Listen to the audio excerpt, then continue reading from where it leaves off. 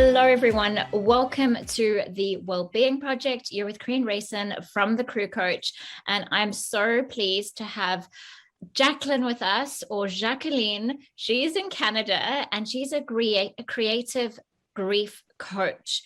Now, I know in our industry, we have to contend with a lot of grief. I was providing counseling for a super yacht for it was 20 crew members. In fact, there was a death on board, and not only can incidences on board cause grief, but in our environment, there might be a death back home, or someone might be very ill and we can't get back home. I know that I was in a situation where my dad told me that he had severe cancer and he didn't think he was going to survive. And a lot of us, I want to say, lay down our lives for yachting. I felt that I couldn't go home, but being older now, I would definitely have left my position to go home, and thank goodness he survived and he's okay.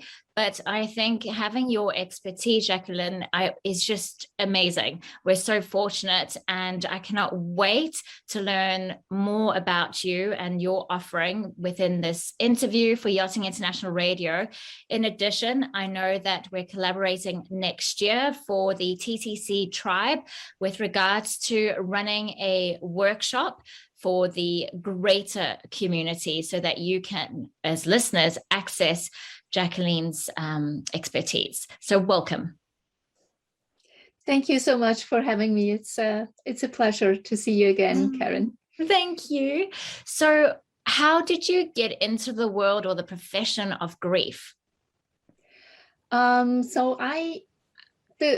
We talked a little bit about the creative grief coach, and that comes actually from the fact that I'm a trained art therapist.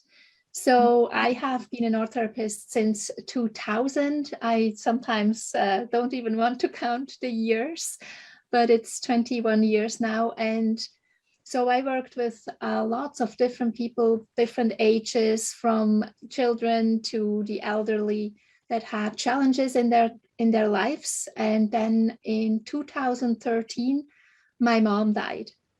And although we all expected it to happen, I thought I was prepared, but I wasn't.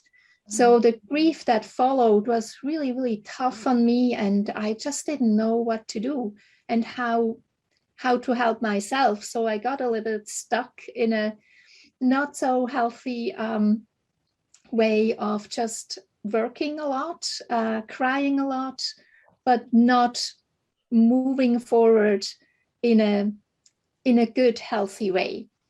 And then my spouse called me out on it, and he said, that can't be normal, was the word he used. And I totally don't like that, because all our grief is so unique and so normal, however we react to it.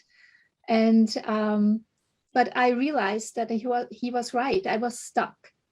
So all of a sudden I realized, hey, I'm an art therapist. I should know how to deal with my own feelings. So I took out my art materials and started to journal, to paint. And now I'm really saying art making is the most effective way to heal a grieving heart and grow actually around the grief that envelops us. Wow, what a beautiful story, and fascinated, given our expertise in the counseling profession. Sometimes we don't even realize that we're stuck, and we need an outsider's perspective to shine the light on that. So now that you've gone through that experience, and coupled with your professional knowledge, how does one know that they're stuck? What are the signs that you should look out for?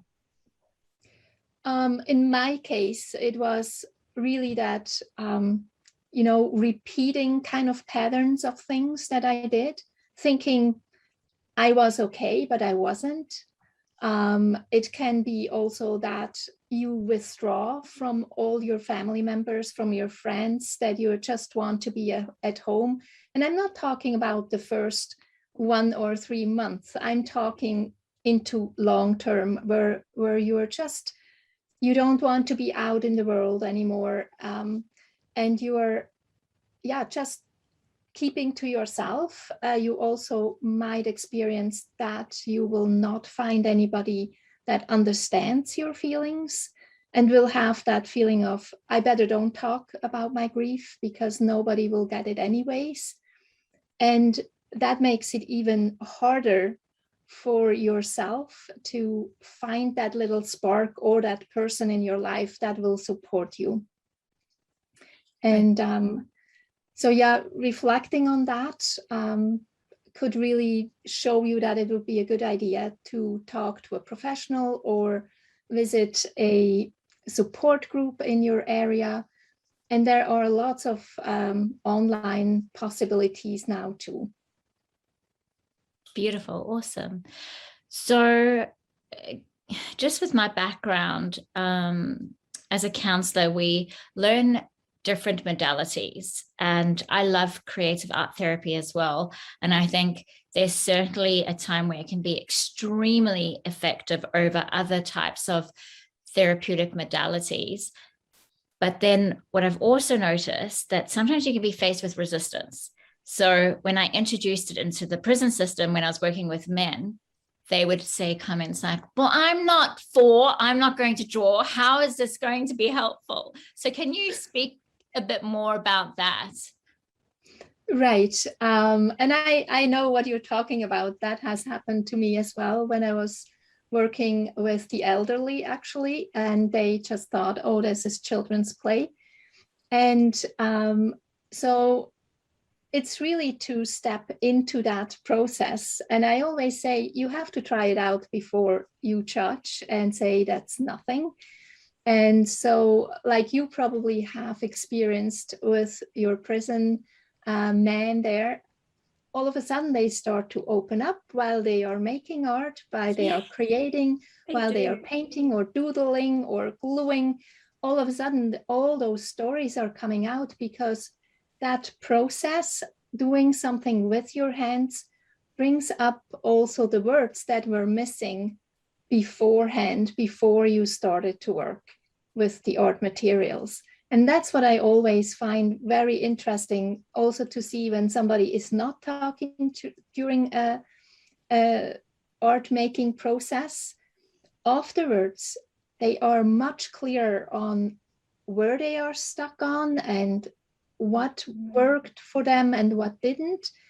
And I'm always making this piece that sometimes people have come to me, they say perhaps they have lost a job and now they have to make a decision, where will they go next?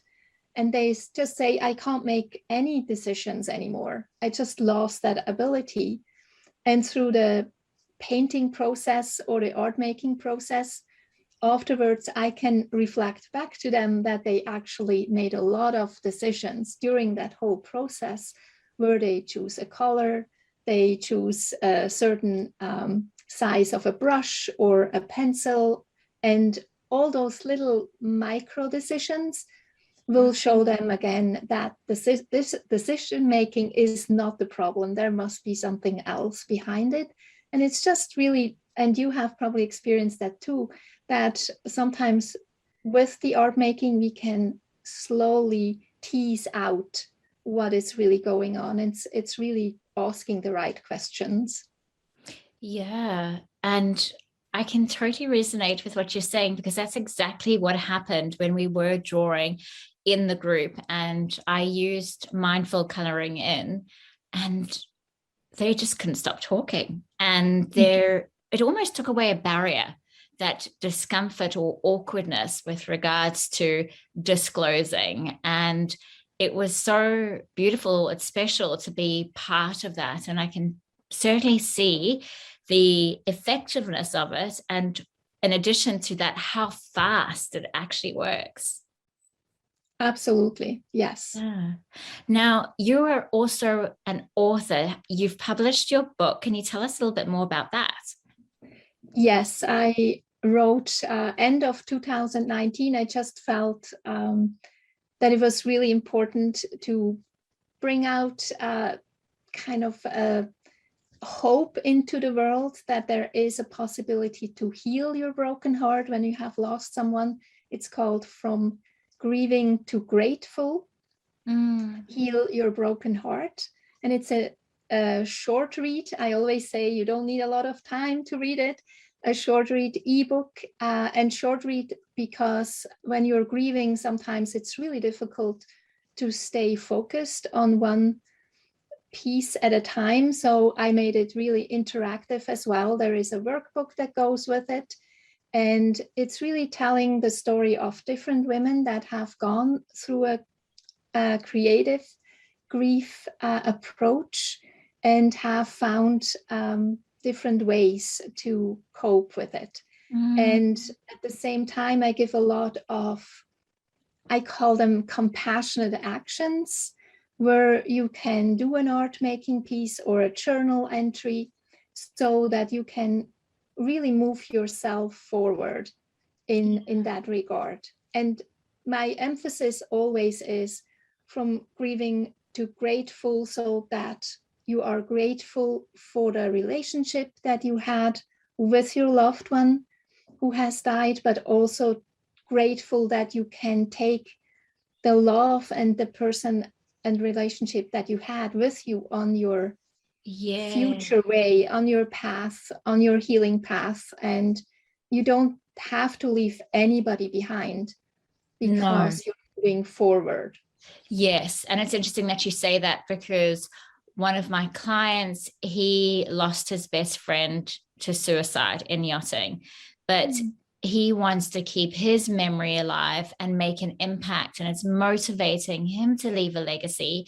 And that is to raise awareness of mental health issues. So he's going to travel around the world with a sailing yacht that he bought, and he's going to connect with the people that his best friends connected and share stories and keeping that memory alive, because he doesn't see him as gone. He sees him as his soul brother, and he wants to keep him close. And it's lovely to know that once someone has passed, that relationship isn't terminated, isn't it? It's not gone forever.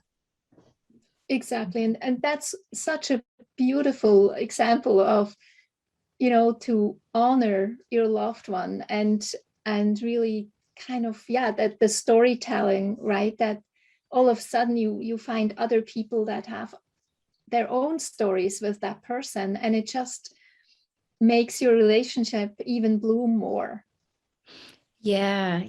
So I would love to hear, Jacqueline, your success stories, if you're able to share. So some of the clients that you've worked with, what has their healing journey looked like? I know that everyone's grief process is different, but if you can give us some insight, that would be wonderful.